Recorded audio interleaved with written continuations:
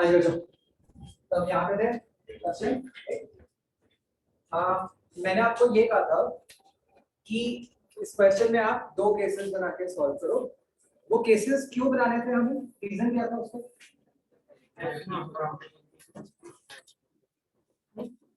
Basically हमें दिख रहा था कि कहीं ना कहीं f की वैल्यू पे डिपेंड करेगा कि ये ब्लॉक जो है वो ग्राउंड के कांटेक्ट में रहेगा बीच में रहेगा। सबको ये बात क्लियर होगी? तो मैंने उसके हिसाब से आपको कहा था कि मेक टू केसेस कि जहां पे आप ये बता पाओ इन अ वे कि भाई अगर कोई f की इतनी वैल्यू है तो जो ब्लॉक है वो ग्राउंड में रहेगा और तब इतना नॉर्मल रिएक्शन होगा, और अगर f की कुछ और वैल्यू है तो ब्लॉक हवा में होगा तो ये नॉर्मल रिएक्शन। ठीक है, सबने किया? एक बार दिखाओ मुझे क्या बात है।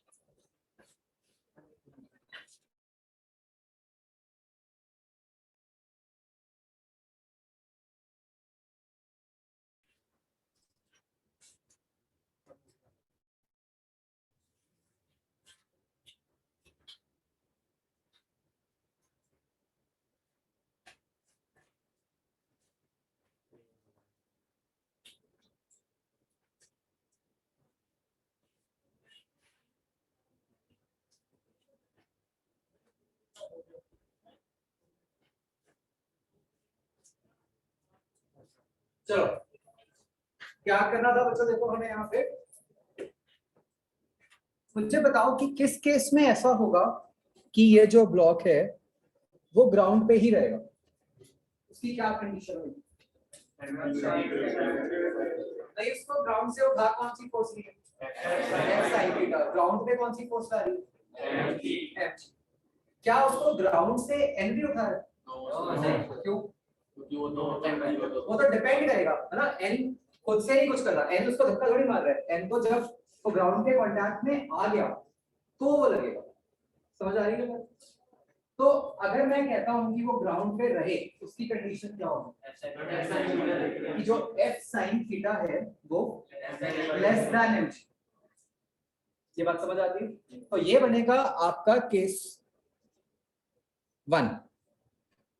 जब हम कहते हैं कि हमारा a by 0 लॉग y में नहीं जा रहा तो f sin theta less than mg हो गया, और इस केस में जब हम y डायरेक्शन में फोर्सेस बैलेंस करेंगे तो क्या बन गया? n plus f sin theta equal to mg।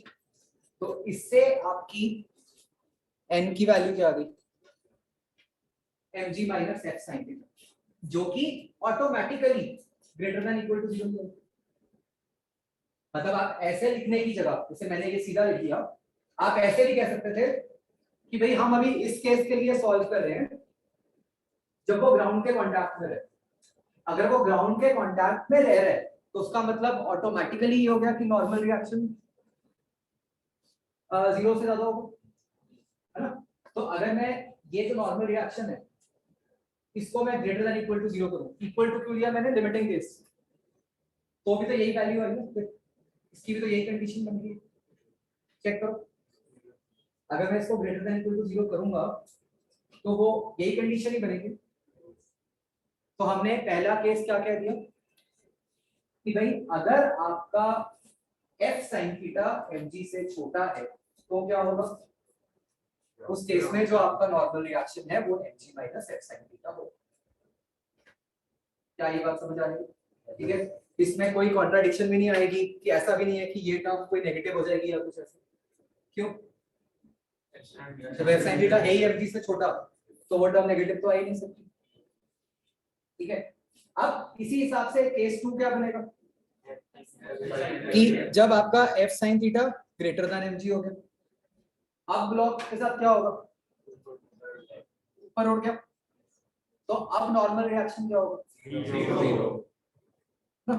तो इसलिए इस केस में आपका जो नॉर्मल रिएक्शन है वो 0 आ जाएगा। Is this thing clear? Yes. अच्छा, तो मतलब आपको समझ आया दो आंसर्स क्या हो जो मैं आपको बार-बार कह रहा था किस तरह से आंसर करना है। f के ऊपर कंडीशन लगाओ और उसके हिसाब से n की वैल्यू लगाओ, राइट? तो हमने क्या कहा, अगर f के साथ ऐसा है तो n ये है, अगर f के साथ ऐसा है तो n 0। मतलब इन अदर वर्ड्स आपने हर केस के लिए बता दिया कि वहां पे कितना नॉर्मल रिएक्शन होगा, चाहे वो ब्लॉक हवा में है चाहे वो ग्राउंड। Is this clear? ठीक है। तो जो एक बहुत ध्यान रखना है ऐसे क्वेश्चन करते हुए, इस टाइप का एफडी, मान लो मैं ये एफडी बना दूंगा, मैं नॉर्मल दिखा दूं, मतलब वो बाकी तो फोर्सेस यही mg और f sin थीटा, और मैं ay भी दिखा दूं, इसमें क्या गड़बड़? कॉन्ट्राडिक्टरी हो गया ना। एक तरफ तो मैं ये कह रहा हूं कि नॉर्मल रिएक्शन लग रहा है, और एक तरफ मैं ये भी कह रहा हूं कि उसकी बाई डायरेक्शन में एक्सीलरेशन। क्या दोनों इकट्ठे हो सकते हैं? है ना, दोनों इकट्ठे नहीं हो सकते। एक बात समझो, इन दोनों में से एक ही चीज होगी, या नॉर्मल रिएक्शन होगा या ay होगा। सबको ये बात समझ आ रही? तो हमने जो ये दो केसेस में एफबीडी बनाए हैं, आप देखो वो यही है। इस केस में क्या है, ay नहीं है, सिर्फ n है। इस वाले केस में क्या है, n नहीं है, सिर्फ ay है। सबके माइंड में ये बात आ रही है क्लियरली कि वो दोनों इकट्ठे नहीं हो सकते, नॉर्मल रिएक्शन और ay। तो क्वेश्चन सबको क्लियर हो गया बिल्कुल? तो बच्चा एक्चुअली है क्या ना, न्यूटन्स लॉज की थ्योरी नेग्लिजिबल है। बेसिकली थ्योरी में क्या है, तीन लॉज हैं जो कि हम पढ़ चुके हैं, first law, second law, third law. अब सारी की सारी एप्लीकेशंस ही हैं, हमने उस पे बेस्ड क्वेश्चंस ही करने हैं कि कैसे अलग-अलग टाइप के क्वेश्चंस बन सकते हैं। तो अभी हम जो कर रहे हैं, आप देख रहे हो कौन से क्वेश्चंस कर रहे हैं, these are based on second law. तो उसमें हम सीख रहे हैं अब कि क्या-क्या केसेस बन सकते हैं और उसके हिसाब से क्या-क्या कैसे-कैसे सॉल्व कर सकते हैं। सबको बातें समझ आ गई? बच्चों स्टिल एक बात अभी भी माइंड में रखना कि सेकंड लॉ वाले क्वेश्चन सॉल्व करते हुए हम खुद से बॉडी की मोशन का आइडिया लगा रहे हैं, है ना। उसके हिसाब से क्वेश्चंस लिख रहे हैं, जैसे हमने पहला वाला केस किया था कि वहां पे हमने कह दिया था कि देख के पता चल रहा है कि बॉडी एक्स में जा रही है। Is this thing clear all? Okay, चलो अब ऐसे ही अगला क्वेश्चन ट्राई करो।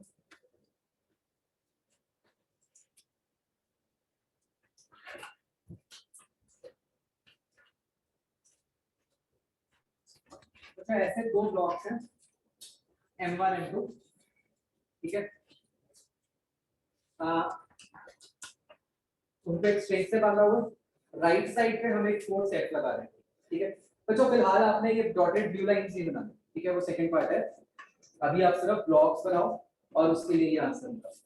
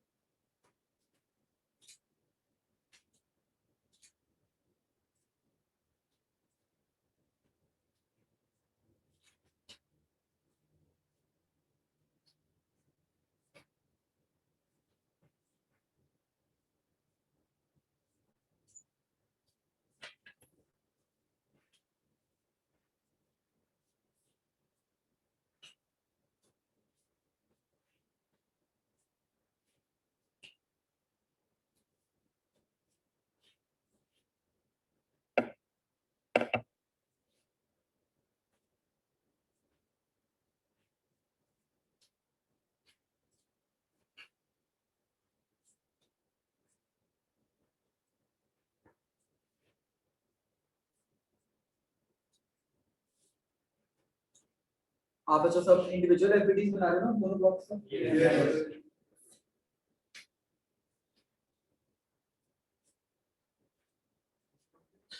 अभी नहीं सिस्टम के बारे में, अभी अलग अलग ही करना। अभी हमने सीखा ही नहीं सिस्टम, मैंने आपको फिलहाल सिर्फ फर्स्ट ऑर्डर बताया था।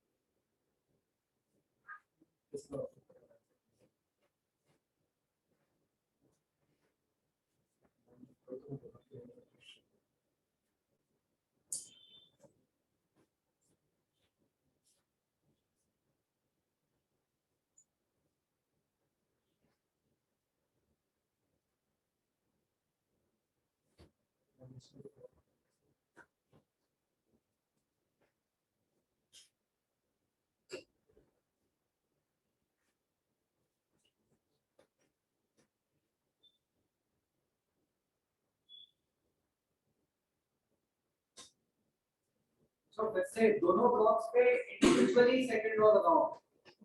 आप पता नहीं क्यों मिक्स मैच कर जा रहे हो, बिल्कुल इंडिविजुअली लगाओ, उससे इक्वेशंस बनेंगी जिनको सॉल्व करके आपका आंसर निकलेगा।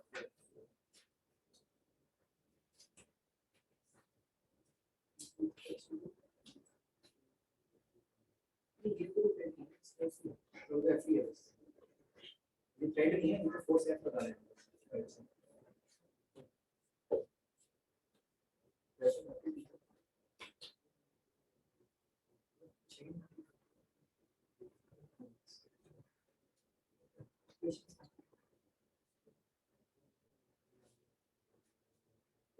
वही तो नहीं लगाना, प्रॉब्लम क्या है भाई?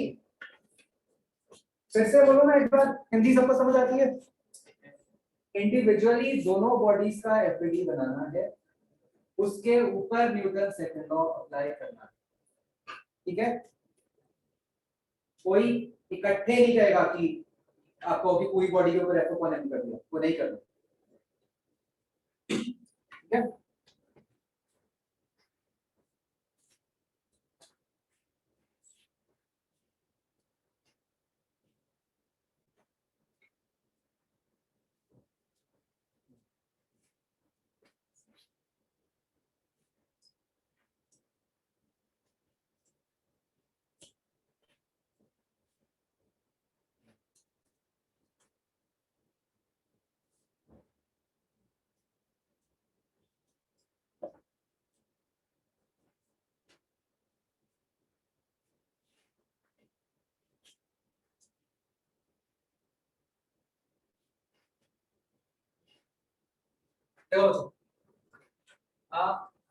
ठीक, जब भी हमें कोई क्वेश्चन दिया जाता है सेकंड लॉ का, जैसे मैंने आपको पहले बोला था, हमें सिचुएशन देख के खुद से आइडेंटिफाई करना होता है कि वहां पे किस तरीके की मोशन है। तो जैसे यहाँ पे अगर हम देखें, क्लियरली हमें ये पता चल रहा है कि ब्लॉक्स राइट को चलेंगे, इसमें कोई डाउट? क्या हमें ये पता चल रहा है, अब ध्यान से सोचना, कि दोनों ब्लॉक्स की एक्सेलरेशन सेम होगी? क्यों भाई? ट्रैक से बने हुए हैं, जितना ये आगे जाएगा उतना इसको भी आगे जाना पड़ेगा, ऑप्शन ही नहीं है फिर, राइट? ये बात समझ आ रही है? ये किसी इक्वेशन से नहीं आया, ये देख के पता चल रहा है कि भाई दोनों ब्लॉक्स की एक्सेलरेशन सेम होगी। तो क्यों होगी बच्चों? वो थ्रेड से बंधे हुए हैं, है ना? तो जितना भी m2 आगे जाएगा उतना m1 को आगे जाना पड़ेगा। क्या ये बात समझ आती है? अच्छा एक बार ध्यान से सोच के बताना मुझे, इधर देखो सर, अगर मैं फोर्स f इधर लगा रहा हूं फिर मैं दोनों की एक्सेलरेशन के बारे में क्या कर सकता हूं? क्या होता फिर? तो सिर्फ m1 की एक्सेलरेशन होती, m2 के साथ क्या होता? अभी मान लो टच नहीं कर रहे तब तक कुछ भी ना होगा। क्यों? उसके ऊपर फोर्स ही नहीं है। क्यों नहीं है फोर्स? वो फ्लैट ही होगा। ठीक है बच्चों, तो फिर से वहां भी आपको पता चल गया कि दोनों ब्लॉक्स की मोशन किस टाइप की। तो जब हमने सेकंड लॉ लगाना है, ठीक है, आपने पहले आइडेंटिफाई करना है कि किस टाइप की मोशन। अगर आप वो नहीं करोगे तो पक्का आपके साथ ऐसा हो जाएगा कि आपकी इक्वेशंस कम रह जाएंगी और आपके वेरिएबल्स ज्यादा, है ना। अगर मैं दोनों पे अलग अलग दिखा देता कि इसकी a1 इसकी a2, फिर सॉल्व नहीं होता। आपको सिचुएशन देख के ये पता चल गया कि a1 is equal to a2। Is this thing clear? ठीक है, तो अब आप एफबीडी कैसे बनाओगे? Like this.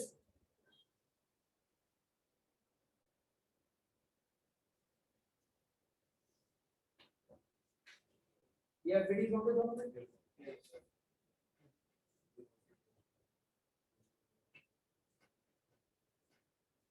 आप देख रहे हो ध्यान से कि मैंने दोनों की एक्सेलरेशन a दिखाई है। क्यों?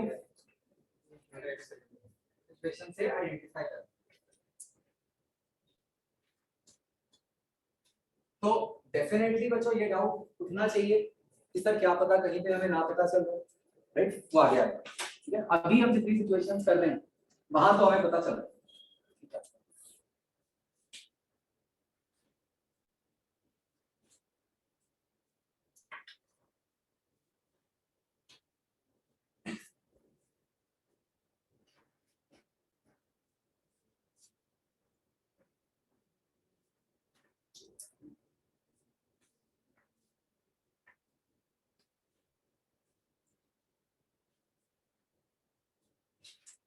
इसको बच्चों जब सॉल्व करोगे क्या इक्वेशंस बनेंगी? लेफ्ट साइड की t equal to m1, right side की f minus t equal to m2। बच्चों एक और थोड़ी सी और एक हैबिट बना लो ना, जैसे अभी हम जितने क्वेश्चंस करेंगे ना आगे उन सब में मार्क्स लेंगे 2 2 3 3 4 4। तो जब हम ऐसे एफबीटी बनाते हैं इसमें कई बार गलती होने का चांस ये रहता है, हम ये बोल जाते हैं कि वो m1 की दी है m2 की दी है। तो it is a good practice कि जो भी ब्लॉक है ना उसका m1 m2 जो भी यहीं पे लिख दो ताकि हम ये गलती ना करें, है ना। समझ रहे हो कि राइट हैंड साइड पे आप m1 m2 कुछ गलत लिख दोगे तो आंसर गलत आ जाएगा। तो बच्चों आपकी ये दो इक्वेशंस बनेंगी, है ना। इसकी बनी t इक्वल टू m1 है, इसकी बनी f minus t equal to m2 है। दोनों को जब आप सॉल्व करोगे तो ये get the value of t।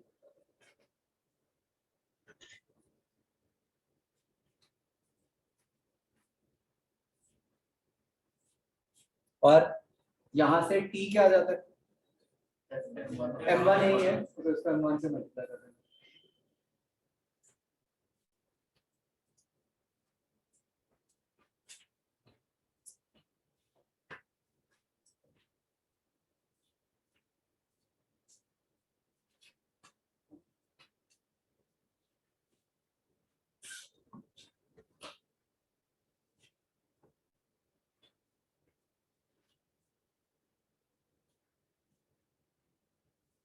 Clear बच्चों?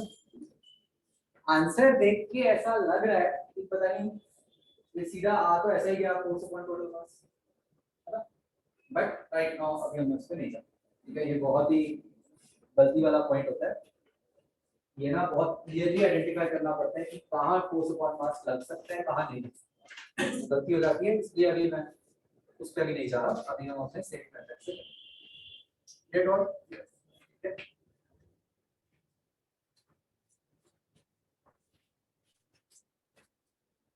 तो बच्चों एक लाइन ना हम लिख लेते हैं जो भी हम कर रहे हैं कि ये जो सेकंड लॉ वाले क्वेश्चंस हैं इनमें बहुत बार ऐसा हो रहा है कि हम सिचुएशन को देखकर आइडेंटिफाई कर रहे हैं कि जो बॉडीज है उनकी एक्सेलरेशंस किस टाइप की होगी। तो एक ये लाइन लिख लेते हैं कि इन questions of NLM we many times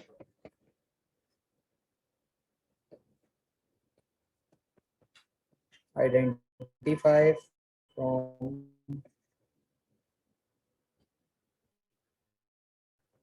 the ऐसे बोलते हैं constraints of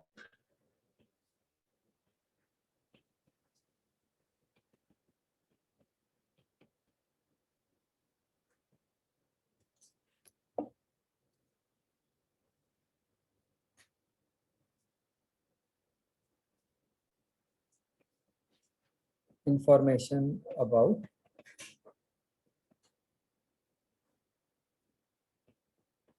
accelerations.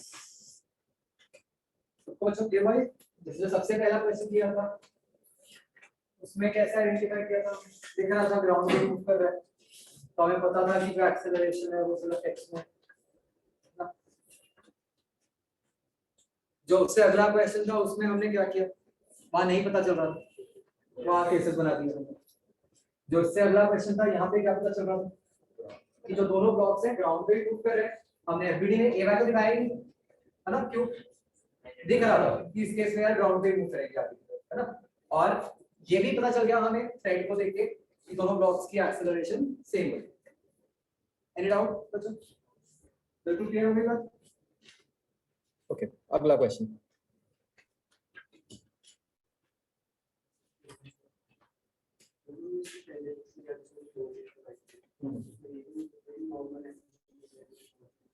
Normal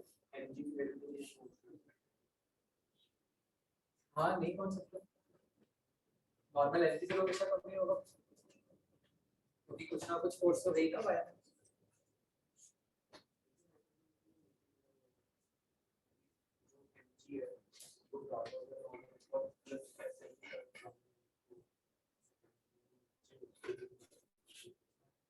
normal कोई भी एडजस्ट करता है ना, नॉर्मल उसको सरफेस के नीचे जाने से रोक रहा है ना, नॉर्मल कुछ भी हो सकता है, हम ये मानते हैं। मतलब ऐसा नहीं होगा कि हम कहीं की सरफेस रोक देंगे। ये मतलब ये वाला नॉर्मल रिएक्शन होगा ठीक है हमारे।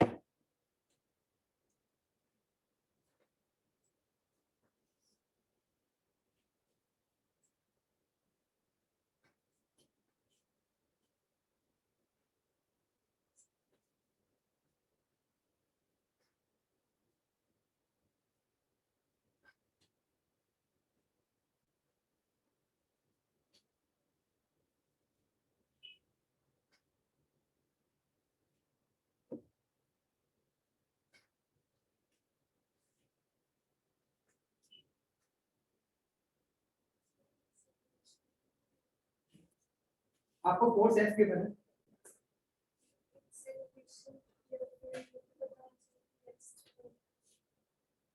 नहीं, ये सिचुएशन देख के आप आइडेंटिफाई करो आपके अकॉर्डिंग कि क्या होगा। ये मतलब स्मूथ सरफेस पे है,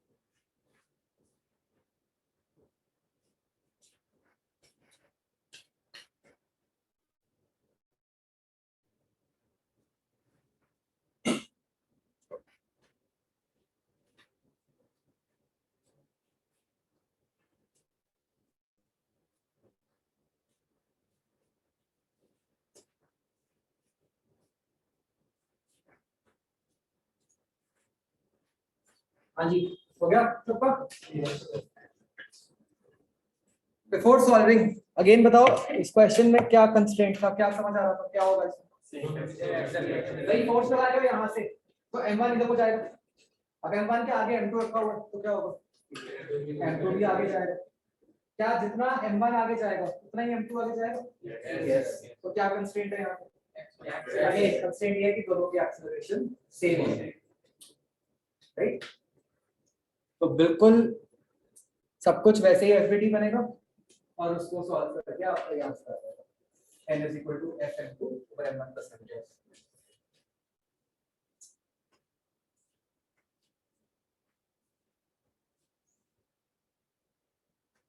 सबको समझ आ गया? जब आप m1 पे एफबीटी बनाओगे उसमें क्या आएगा? f टुवर्ड्स राइट और उधर से जो नॉर्मल रिएक्शन लग रहा होगा टुवर्ड्स लेफ्ट। m2 के एफबीटी में क्या आएगा? सिर्फ n आएगा। जब आप दोनों की इक्वेशंस लिखोगे उनको ऐड करोगे तो a निकल आएगा। a को जब सब्स्टिट्यूट करोगे उससे f निकल, सॉरी n निकल आएगा। आप निकाल, मुझे तो नहीं आता, आप जरूर निकालो, ठीक है?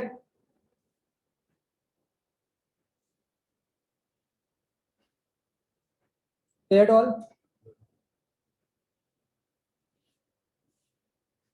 Next question. This is a rope of mass m. Situation solve करो। Rope of mass m ऐसे ये स्मूथ सरफेस के ऊपर रखी हुई है।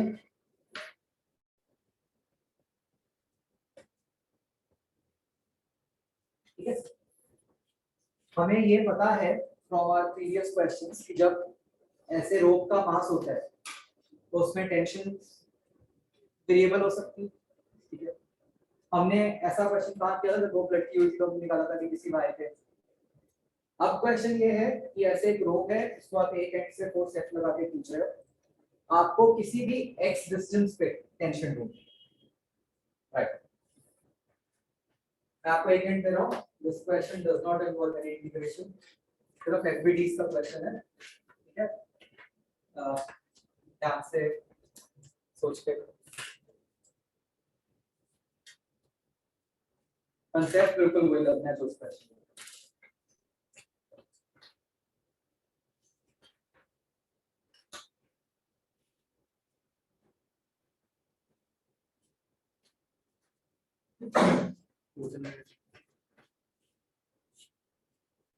टोटल एन एल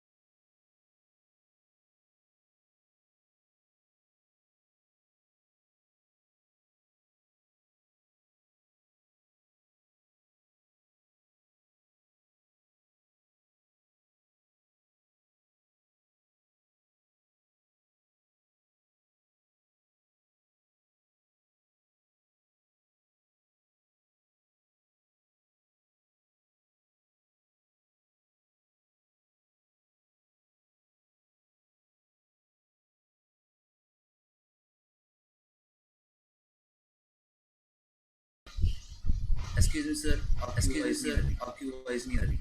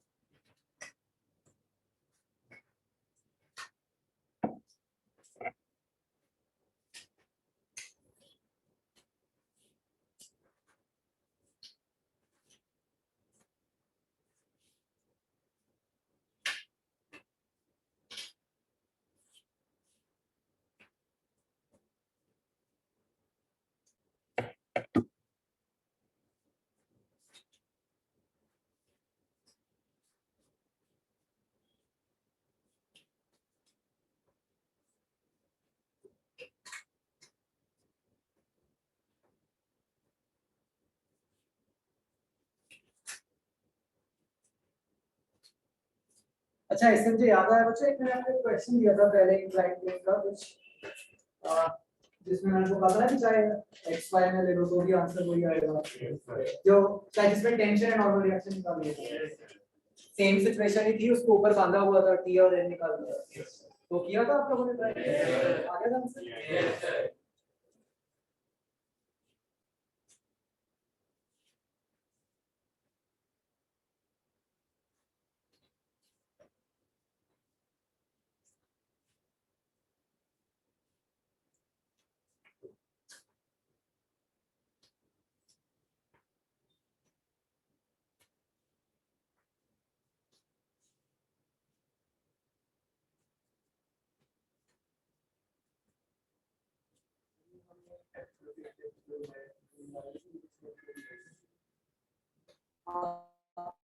तो एक्सेलरेशन पूछिए, वो एक वेक्टर है ना, आपको तो क्वेश्चन में ही एक्स वर्ड, तो आपको उसका मैग्नीट्यूड और डायरेक्शन पे कर दोगे आगे वाले, क्लियर होना चाहिए कि हमें एक्सेलरेशन किधर को है, बस वो पर्पस है, ऊपर नीचे जहाँ भी।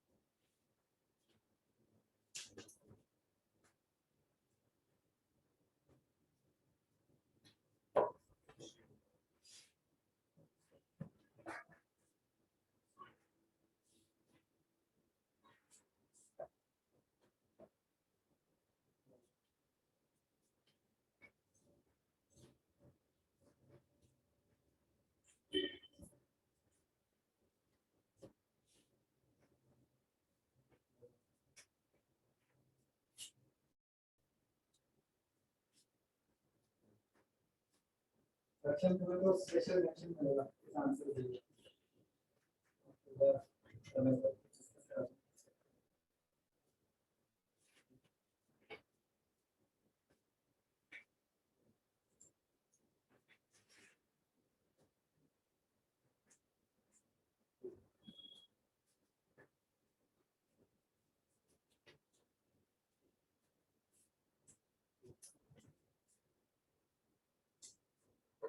हाँ जी, रीजी अगेन फिर से क्या समझ आता है इस क्वेश्चन से? मोशन कैसे होगी ब्लॉक?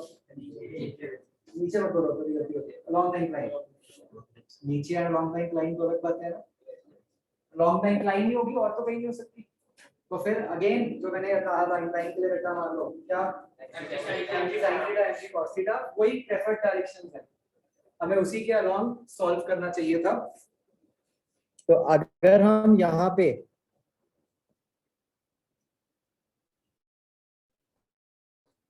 बच्चों एफबीडी बने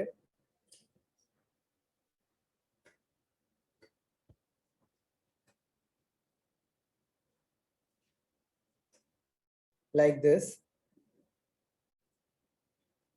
तो हमें ये क्लियरली समझ आ रहा है कि जो एक्सेलरेशन है वो ऐसी होगी। इधर दिखा दो है ना, इसको मैं डॉटेड से पहले ऐसे शो कर सकता हूँ। Any doubt? और इधर को क्या फोर्स होगी? mg sin theta. हाँ, इधर को mg cos थीटा। और तो बच्चों क्लियरली ये दो परपेंडिकुलर डायरेक्शन ही बन गई और हमें इन दो डायरेक्शंस के बारे में क्या पता है? एफबीडी से क्लियर हो गया इस डायरेक्शन में एक्सेलरेशन है, इसमें नहीं है। तो क्या इक्वेशन बनी?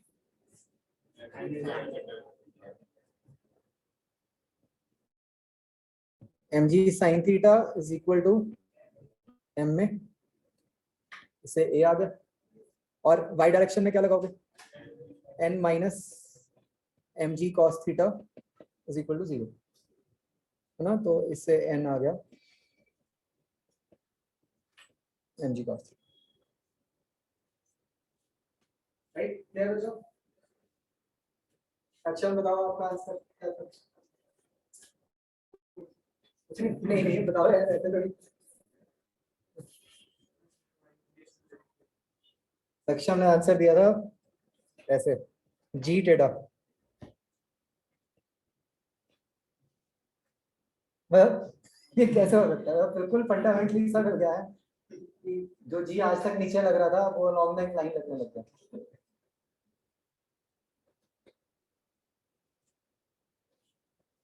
क्लियर?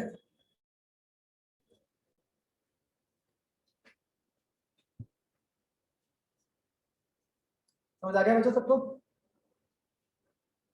अच्छा मेरे माइंड में मुझे एक बात आई, जैसे अभी ना आई थिंक अभी भी कोई क्लास ऑनलाइन लगा रहा है, तो जैसे अभी बाई चांस कुछ रह जाता है, जैसे अभी म्यूट रह गया था, तो इजी मेथड ये है ना, अगर आप में से बाई चांस कोई क्लास ऑनलाइन लगा रहा हो और कुछ म्यूट पे है या स्क्रीन नहीं दिख रहा है या कुछ, तो अनम्यूट करके बोल दो, सुन जाएगा है ना। अगर आपने चैट पे लिखा है कुछ तो पता ही नहीं चलेगा।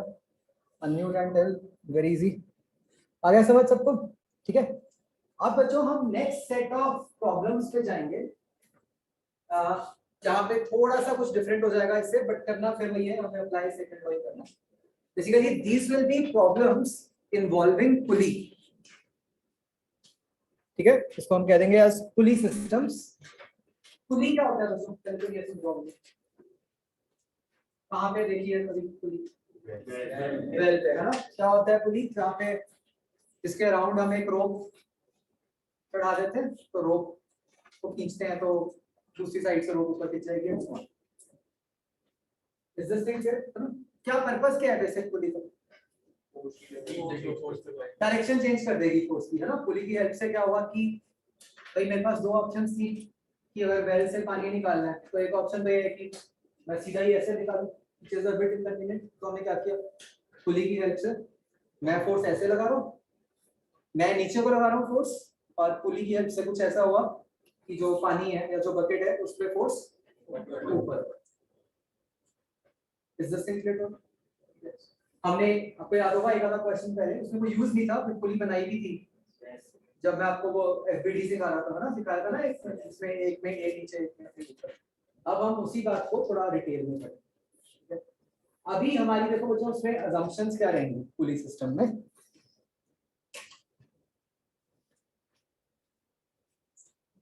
पहली अजम्पशन हमारी होगी कि जो हमारा थ्रेड है, एक मिनट समझ ही लेते हैं पूरा, ठीक है, फिर सॉल्व कर लेना। Police system is something like this ना, जहां पर भी एक थ्रेड ऐसे एक पुली के अराउंड हमने रख दिया। ठीक है बच्चों, ऐसे केस में हम अभी राइट नाउ दो अजम्पशंस लेके चल रहे हैं। एक तो ये कि थ्रेड्स आर मासलेस, इससे बच्चों क्या फायदा हो जाएगा, टेंशन सेम हो जाएगी। ठीक है, दूसरी अजम्पशन बच्चों हमारी ये है कि थ्रेड और पुली के बीच में कोई फ्रिक्शन नहीं। समझ आ रही है? वो हमने क्यों लिया अजम्पशन फॉर द टाइम?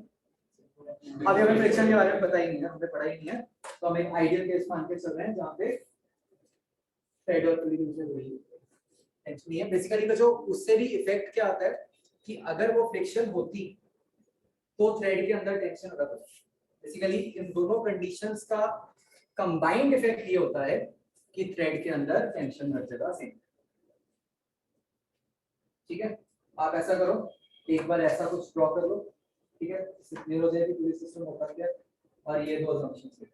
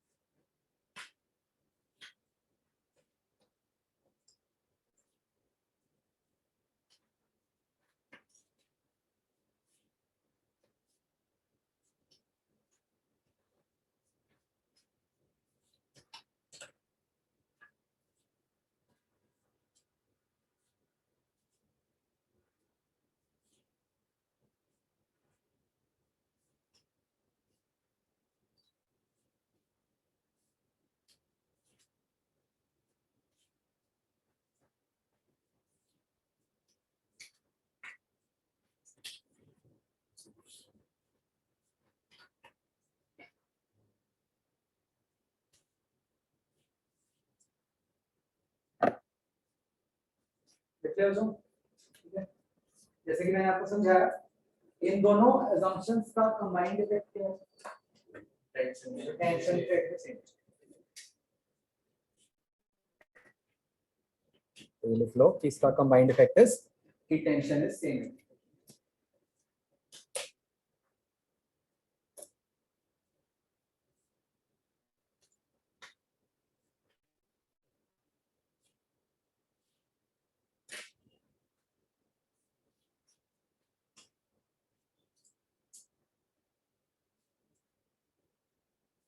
ठीक है, अभी not very at all about the friction, कम होगी ज्यादा होगी तो क्या होगा, अभी मॉडरेशन ही नहीं है। ठीक है, अभी तो मतलब जो हमें यूज करना है फैक्ट वो ये है कि जो भी थ्रेड दिया होगा उस सारे के सारे थ्रेड में आप टेंशन सेम मान सकते हो।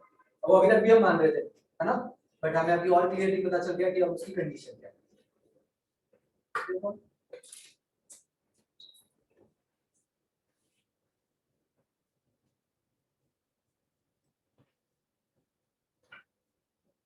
ओके तो हम बच्चों एक सिंपल क्वेश्चन ट्राई करते हैं विद दिस नॉलेज। आप बच्चों ऐसे एक सिस्टम बना लो पूरा, बिल्कुल बेसिकली वही क्वेश्चन हो गया जो पहले दिया था मैंने आपको।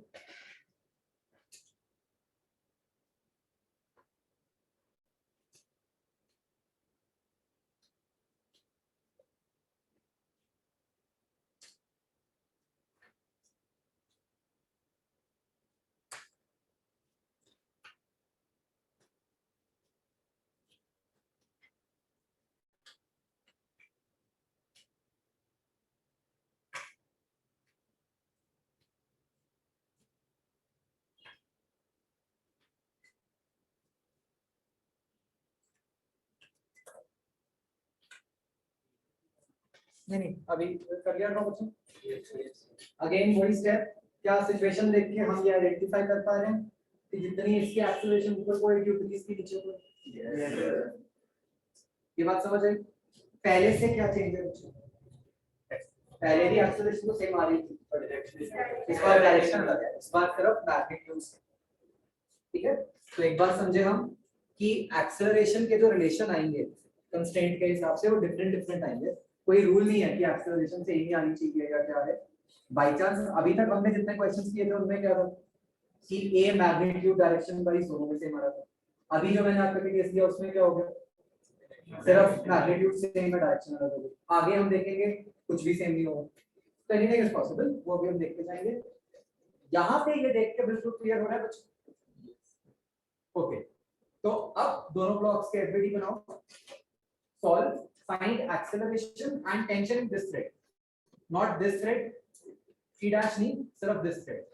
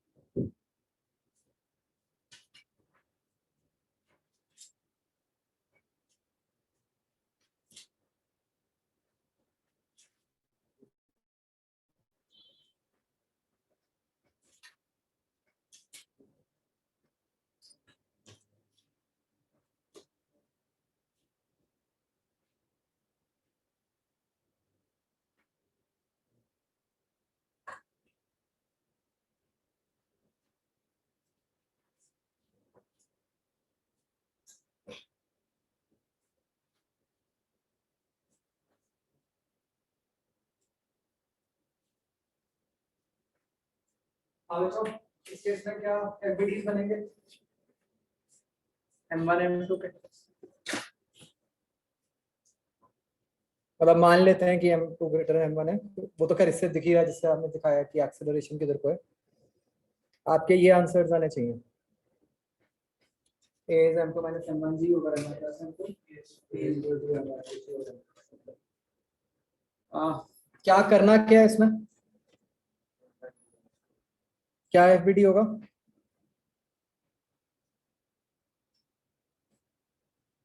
लेफ्ट साइड वाले की क्या इक्वेशन बनेगी? P minus M1 G is equal to M1 है। इसकी क्या है P minus M2 G is equal to minus M2। इसको मैंने माइनस क्यों लिखा? ये डाउनवर्ड्स है और नेगेटिव लिखेंगे।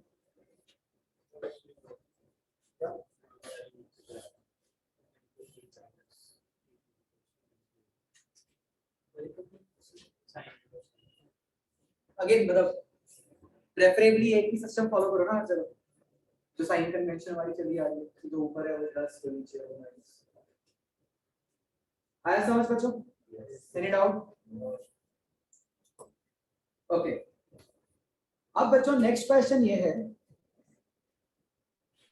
assuming this pulley to be massless, ठीक है, ये कोई जरूरी नहीं होता। इस क्वेश्चन के लिए मैं कह रहा हूँ कि अगर इसको हम massless अज्यूम करें तो फाइंड T डैश, तो ऊपर वाले थ्रेड में टेंशन होगा।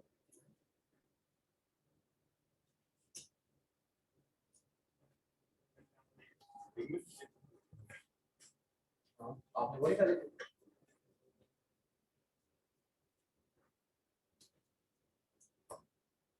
पहले तो हमने ये नीचे वाले स्ट्रिंग में निकाले ना टेंशन।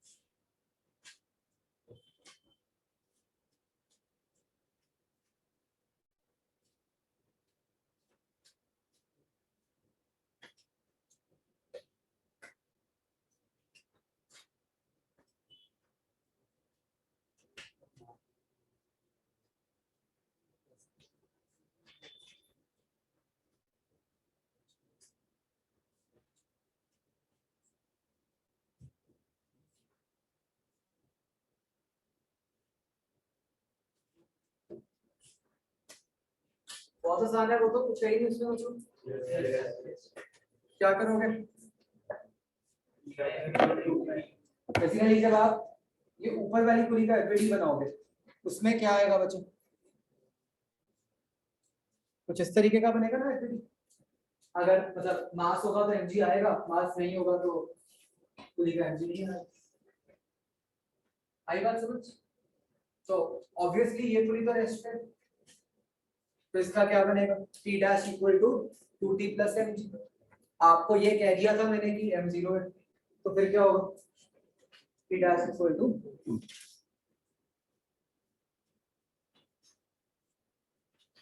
ठीक है, ये भी केस बना के देख लो कि अगर मास m होगा तो क्या होगा।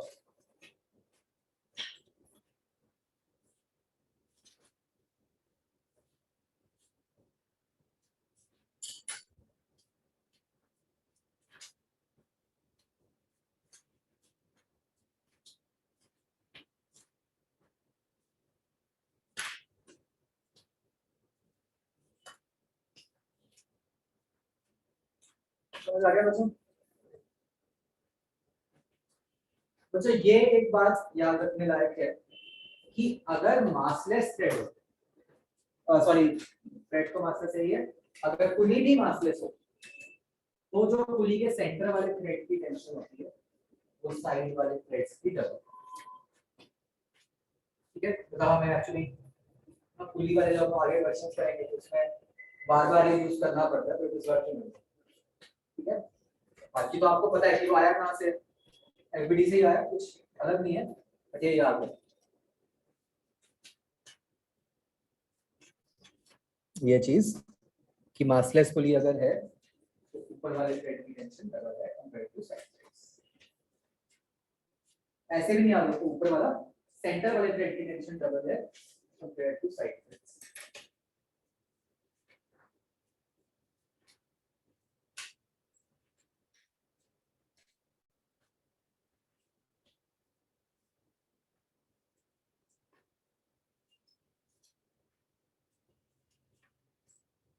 सबको ये समझ आ गया बच्चों? क्या क्या ध्यान रखेंगे हम पूरी वाले क्वेश्चंस पर? एक तो जो भी जैसे भी थ्रेड्स लगे होंगे उससे हमें एक्सेलरेशंस का पता चल जाए किसकी ऊपर को मतलब कि सेम डायरेक्शन में ऊपर है या डिफरेंट डायरेक्शन में ऊपर सेम है या जो भी है वो बात। दूसरा हमें पता है कि फिलहाल के लिए क्या होगा, सिंगल थ्रेड में टेंशन हर जगह सेम होगी। जो पुली के सेंटर वाला थ्रेड है उसमें क्या होगा, उसकी टेंशन डबल होगी। That all?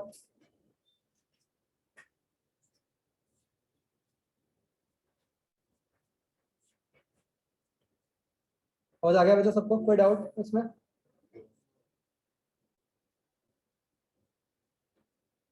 आप एक बात ये समझ रहे हो कि यहाँ पे अब अगर जैसे तो मैंने आपको पढ़ाया नहीं, अगर हम कोई सिस्टम वगैरह वाला कंसेप्ट बनाते तो यहाँ पे नहीं समझ आ रहा है कि सीधा फोर्स अपॉन मास कैसे लगाओ,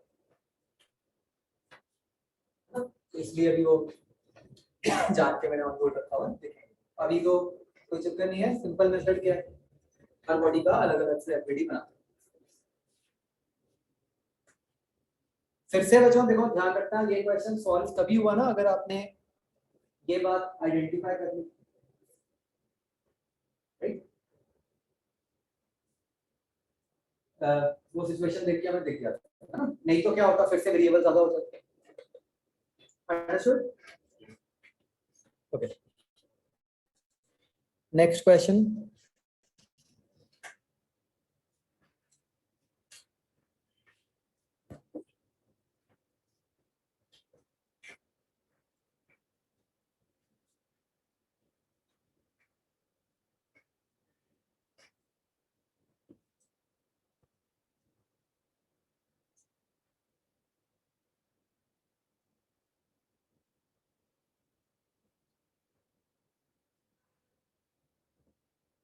ये बच्चों ऐसी सिचुएशन है, ये इसको बताने का पर्पस सिर्फ इतना है कि दीवार लगी हुई है, वो ये इंश्योर कर रही है कि बस ये वाला ब्लॉक वर्टिकली नीचे है,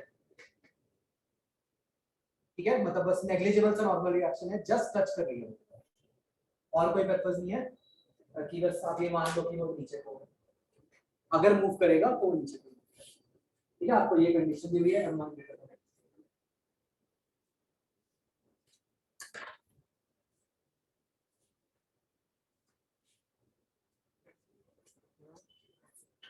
एक्सेलरेशन ढूंढनी है और टेंशन ढूंढनी है।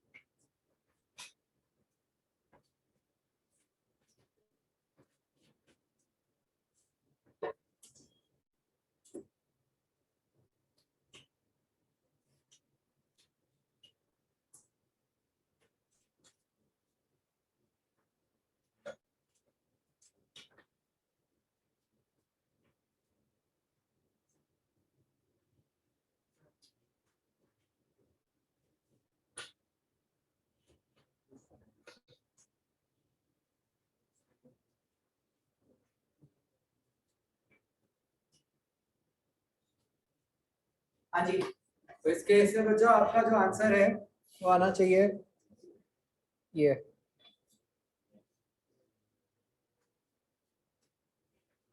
प्लीज नोट और घर पे कंप्लीट करना इसको, आगे बताओ।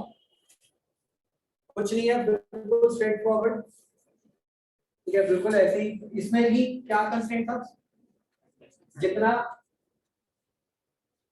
m1 की एक्सेलरेशन राइट को उतना ही m2 नीचे हो जाएगा, है ना? समझ आ रहा है?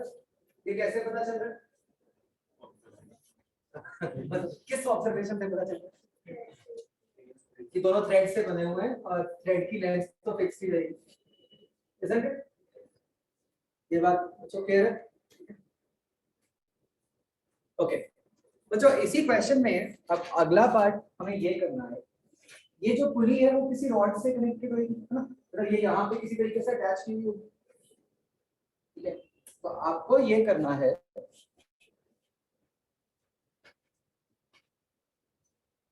कि assuming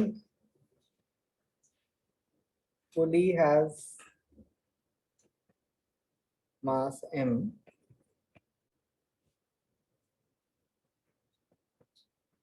find normal reaction on pulley।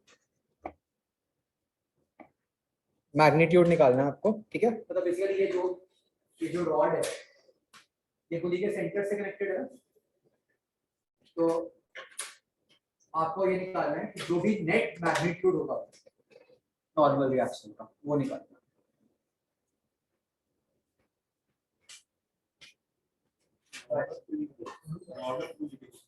Rod पुली,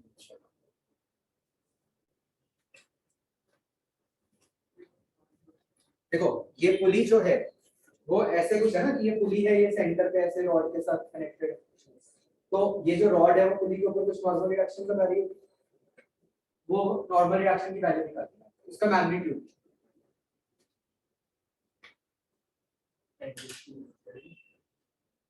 ना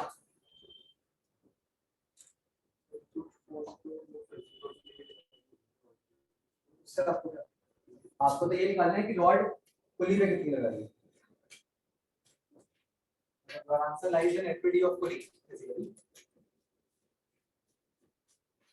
मैं एक हिंट दे रहा हूं बच्चों आपको, क्या आपको उस हिंट या पता नहीं जो भी चलो, क्या आपको इस नॉर्मल रिएक्शन की डायरेक्शन पता है जो रॉड लगा रही होगी पुली के ऊपर?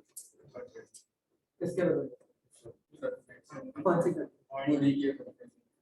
Contact, point of contact, different value.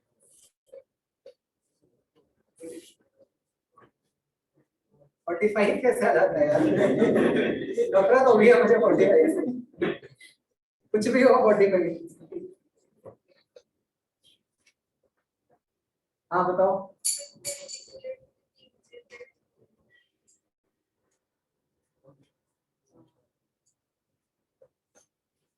देखो कुछ ऐसा हुआ होगा ना बच्चों, हम बिल्कुल एग्जैक्टली बात करें, ये तो और आ रही है। हाँ, ये कनेक्शन किस तरह से बना होगा, ये तो फिगर में हम ऐसे दिखा देते हैं, असली में ये चीज कैसे बनी होगी जरा बिल्कुल ध्यान से सोचो। दो रॉड्स होंगी, एक आगे एक पीछे, उनके बीच में हमने एक पुली रखी होगी, दो रॉड्स के, राइट, और एक तरह से रॉड के बीच में कील सही हुई होगी, तभी वो रॉड पुली कैसे घूम रही होगी, ये बात समझ आती है। तो मतलब ऐसे केस में ये बड़ा कॉम्प्लिकेटेड सा सेटअप है, इसमें आप नॉर्मल रिएक्शन की डायरेक्शन नहीं समझ, ठीक है, you don't know the direction. अब सॉल्व करो। वो तो बेटा आपको वो पता नहीं है ना, बेसिकली क्या हुआ होगा कि वो जो कील है, जो पुली के अंदर होल्ड किया हुआ है बच्चों, सोचो, और ये मान लो अंदर वाली कील है, तो आपको नहीं पता कि वो होल जो है वो किस तरफ से पुली के साथ टच कर रहा है। बात समझ आ रही है? तो इट इज कॉम्प्लिकेटेड, आपको नहीं पता, तो अब उस सेंस में ही सोचो, you don't know the direction of problem, तो क्या तरीका हो सकता है। ज्यादा जल्दी दे रहा हूं आंसर, चलो लेट्स सी। पुली का मास मैंने m बोल दिया है,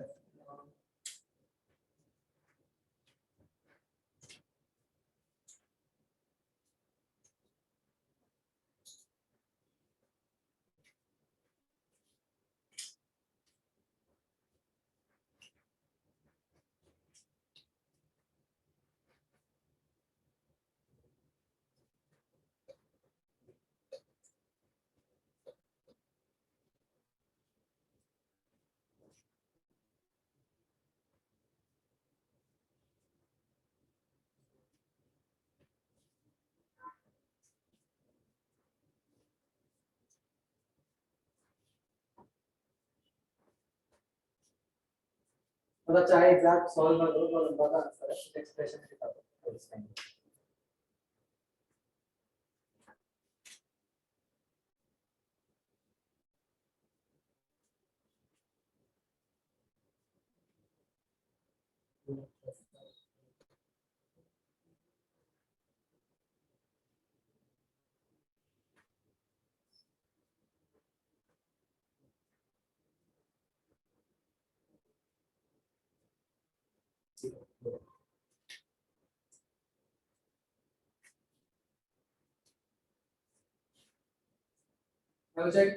चलो अभी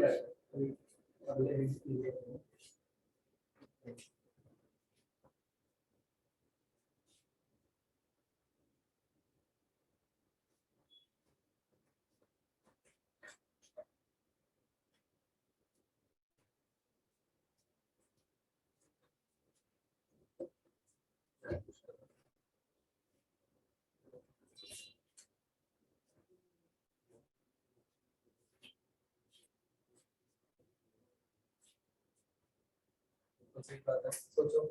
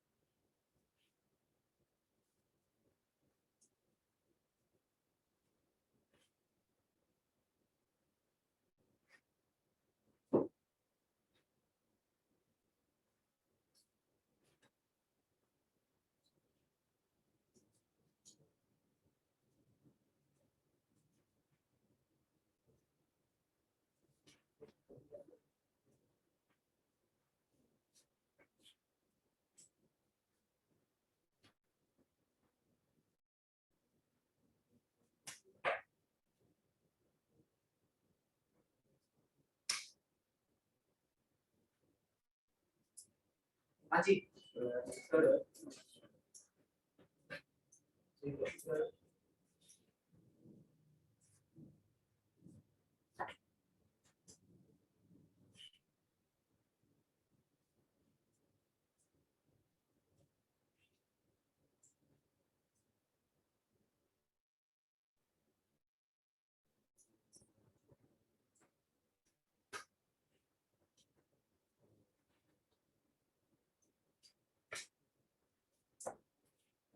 हाँ जी बच्चों, तो देखो क्या करना था भाई। प्रॉब्लम क्या थी कि हमें नॉर्मल रिएक्शन का ना मैग्नीट्यूड पता है ना एंगल पता है। कोई बात नहीं, क्या करेंगे, अज्यूम कर लो कोई एंगल थीटा होगा जो नहीं पता हमें, इतनी कहानी है। अगर अब हम यहाँ पे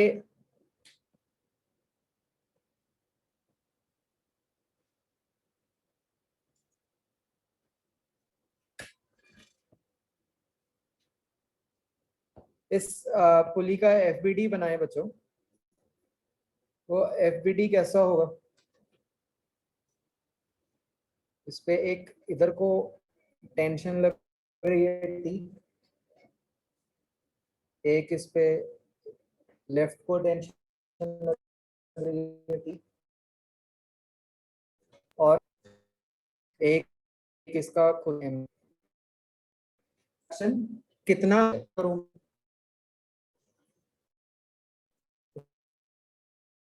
भी assume कि बनाना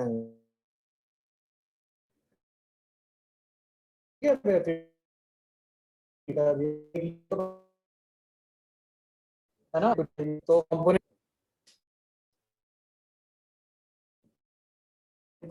क्या बन गया टी,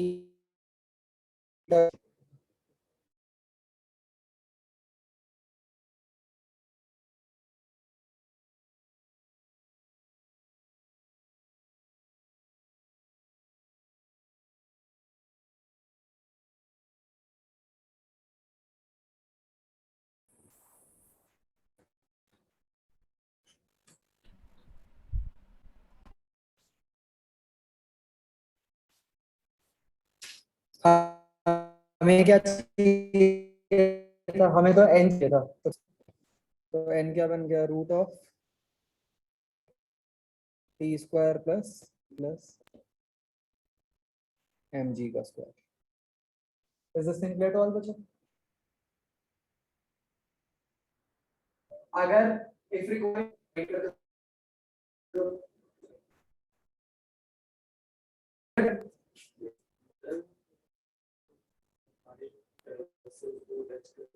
सारी तरफ से नहीं करता।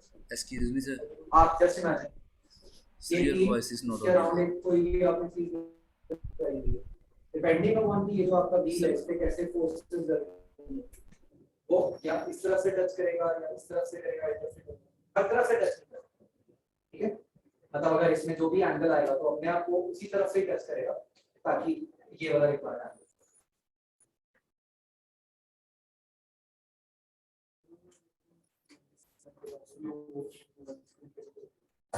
अगर हम हाँ शेप परफेक्ट बनेगी, बट किस तरह को इतना दबा कि एक तरफ से फोकस ना करो।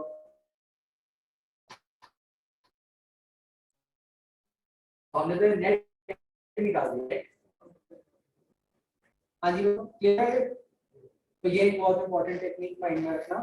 अच्छा फिर से मैं आपको बता रहा हूँ, जैसे एनएलएम में थ्योरी नहीं होती, तो जो हम सीख रहे हैं टेक्निक्स वो सारी क्वेश्चंस की हेल्प से ही सीख रहे हैं कि अलग अलग टाइप के क्वेश्चंस में हमने क्या ध्यान रखना है। तो हमें एक नई चीज पता चल गई, जैसे अगर कुछ अननोन है तो क्या करोगे, बस उसका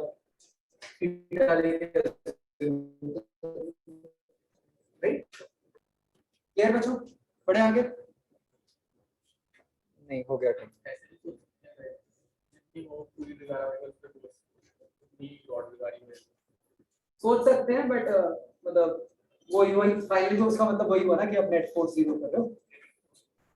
अगर समझ बच्चों ठीक है चलो बच्चों दैट्स इट। मुझे अपना मॉड्यूल दिखाना है।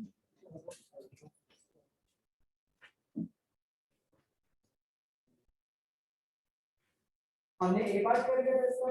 यस सर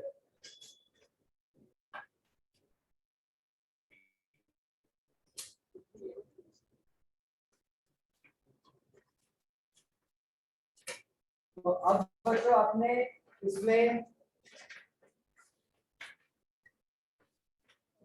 होमवर्क में 0, 1 और 3A का C और D पार्ट कर लेना। जाता है इतना C और D राइट। D अभी नहीं करना।